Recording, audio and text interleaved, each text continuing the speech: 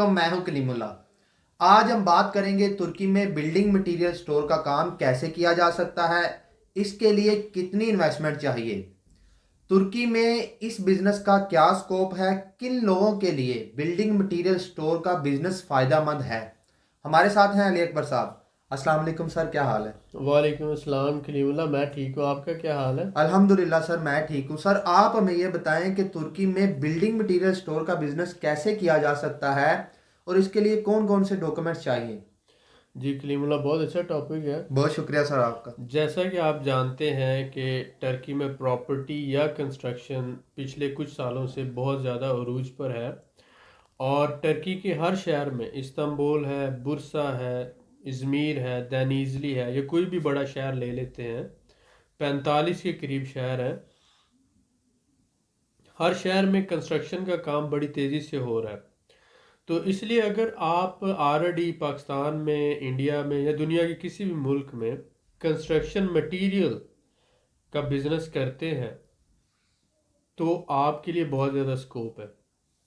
आप इसमें, जिसे हम कहते हैं, सीमेंट की दुकान है, सरिये की दुकान है, पेंट से रिलेटेड मटेरियल आ जाता है, या दूसरा हार्डवेयर की शॉप आ जाती है, पेंट स्टोर आ जाता है, बहुत सी चीज़ें हैं जो कंस्ट्रक्शन मटेरियल में आती हैं। तो आप अगर इनमें से किसी भी एक या मल्टीपल प्रोडक्ट्स को रख कर ये बिज़नेस शुरू करते हैं तो ये एक ऐसा बिज़नेस है जो इस वक्त, समझ लें कि हर कंस्ट्रक्शन कंपनी को भी इसकी ज़रूरत है, और इंडिविजुअल जो लोग अपना घर बना रहे हैं या अपने घर को रेनोवेट कर रहे हैं उनको भी इसकी ज़रूरत होती है।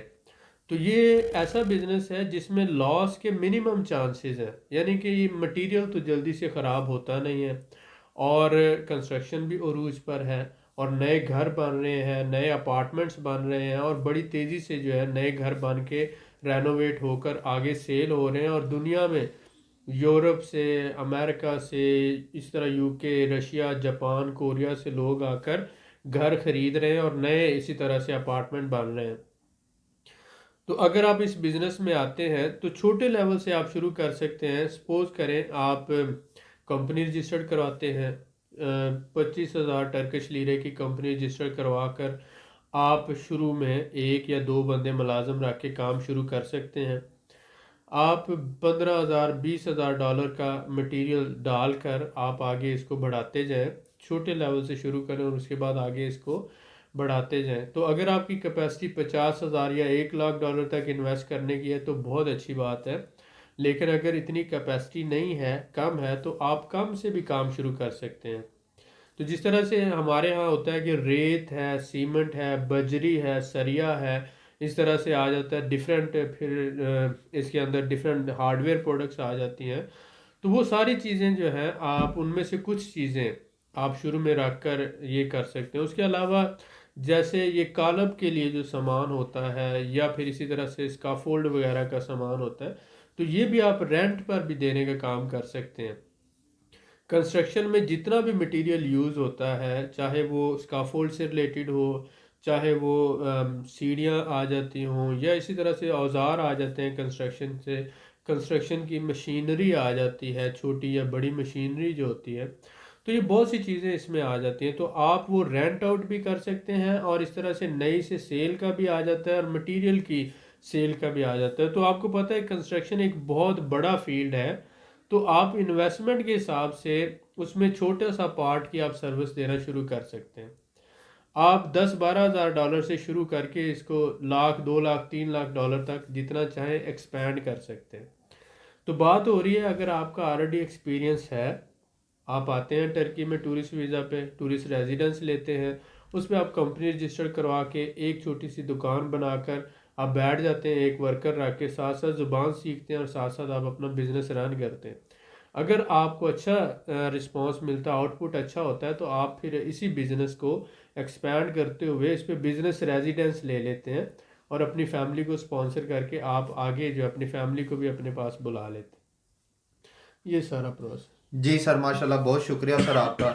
सर मैं आपसे ये जानना चाहूँगा कि अगर कोई हमारा भाई तुर्की में बिल्डिंग मटेरियल स्टोर का सामान डालता है तो दुकान या गोदाम कितने पे किराए पे मिल जाएगा? दुकान क्योंकि कमर्शियल इम्पोर्टेंस होती है तो वो 400 500 या $700 तक, ये डिपेंड करता है कितनी बड़ी दुकान है। जी सर। तो उसकी स्क्वायर फुट के हिसाब से और उसकी लोकेशन के हिसाब से होता है।